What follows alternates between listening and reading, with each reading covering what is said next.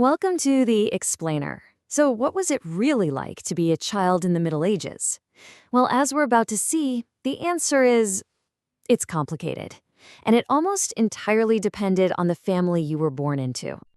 Okay, first things first. To really get a handle on their world, you've got to try and forget ours. Seriously, the whole modern idea of childhood as this long, protected, special time, it just didn't exist. The medieval world was playing by a completely different set of rules. And here it is, the single biggest difference you need to wrap your head around. In the Middle Ages, children were basically seen as small adults. The moment they could walk and talk, they were expected to contribute, to take on real responsibilities, and to join the adult world of work. You see, a child's future wasn't some kind of blank page full of possibilities. Nope. That story was pretty much written for them the second they were born, all determined by two things they could never change: their social class and their gender. Just think about the stories we always hear from this era, right? It's all knights, princes, and ladies in castles. But the reality on the ground, totally different. For the overwhelming majority of kids, we're talking around 90%, life was all about hard physical labor. All right, so let's start with that tiny, privileged minority.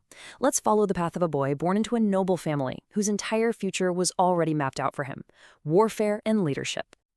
For this kid, childhood wasn't about playing games. It was basically a long, grueling training program, a formal apprenticeship for war, broken down into three very distinct stages. And with each stage, the responsibility, the skill, and the danger ramped up. And just look at the jump here. It's dramatic. As a page, you're basically a gopher, learning the rules of the castle, practicing with wooden swords. But then, bam, you graduate to squire. And suddenly, you're training with real steel, you're responsible for a knight's armor and weapons, and you are absolutely expected to fight and maybe even die right alongside him on a real battlefield. Okay, so that's the boy's path. But what about his sister? Well, her path was just as structured, but it was pointed in a very, very different direction: a future of political alliances and managing a household. Her education, it wasn't really for her. It wasn't about personal fulfillment. It was all about increasing her value as a strategic asset on the political chessboard. Every single lesson was designed to help secure a powerful marriage, after which she'd be expected to run a huge household and navigate all the tricky politics of the court. Now, for a queen or a high-ranking noblewoman, the pressure to produce an heir, and then another one, and another one, was just relentless. This led to the absolutely critical role of the wet nurse. By taking over the breastfeeding, she wasn't just making sure the baby survived. She was freeing up the noblewoman to get pregnant again as quickly as possible. It was a job that put a huge economic value on a biological function. 272 maravedis. Now that number probably doesn't mean much to you, but get this, that was a royal wet nurse's salary for a single month. To put that in perspective, an average servant was lucky to earn 700 maravedis in an entire year. This wasn't just a job, it was a vital, high-status profession. It just goes to show how class and biology could create these incredible economic gaps. So while the nobility were paying fortunes for that kind of specialized care, for almost everyone else, children represented a completely different kind of value: the value of their own two hands. So now we turn from the tiny few to the vast many, to the reality for over 90% of children.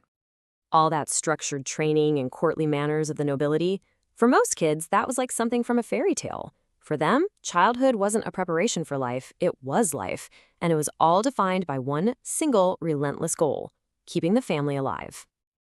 For these children, there was no separation between home, school, and work. Their classroom was the field. Their lesson was the harvest. From the minute they were strong enough to carry firewood or watch the family goat, their labor wasn't just helpful, it was absolutely essential. It was often the difference between the family eating or starving through the winter. So we've got these completely different worlds, right? The life of a prince versus the life of a peasant. But there was one institution, one powerful force, that shaped the mind and the morals of every single child, no matter who they were: the church. And let me tell you, the church knew its audience. Preachers understood that dry theological arguments weren't going to cut it, especially when you're talking to a diverse crowd that's tired and maybe nodding off. So to really teach a lesson, they used vivid, memorable, and often supernatural stories. So let's dive into one of the most popular of these tales. It was told in churches all over Europe. And this story, The Tale of the Bees and the Holy Communion Wafer, it gives us this shocking, powerful glimpse right into the medieval mind. Okay, so the story starts with this greedy peasant. He doesn't see the communion wafer as just a symbol. To him, it's a powerful magical object, a charm he can actually use to lure all his neighbors' bees into his own hive and make himself rich. But then a miracle happens. The story says the bees, because they're these pure creatures of nature, they understand the wafer's true holiness. So they stop their worldly work of making honey, and instead they use their skills to build this beautiful miniature cathedral out of wax, complete with a tiny altar to properly house the sacred object. And when that greedy peasant comes back to collect his prize, the bees act as guardians of the sacred. They swarm and attack him, not to protect their honey, but to protect the body of Christ. And for every child listening to this story in church, the lesson was crystal clear. The sacred world is real, it is powerful, and it demands reverence from everyone and everything.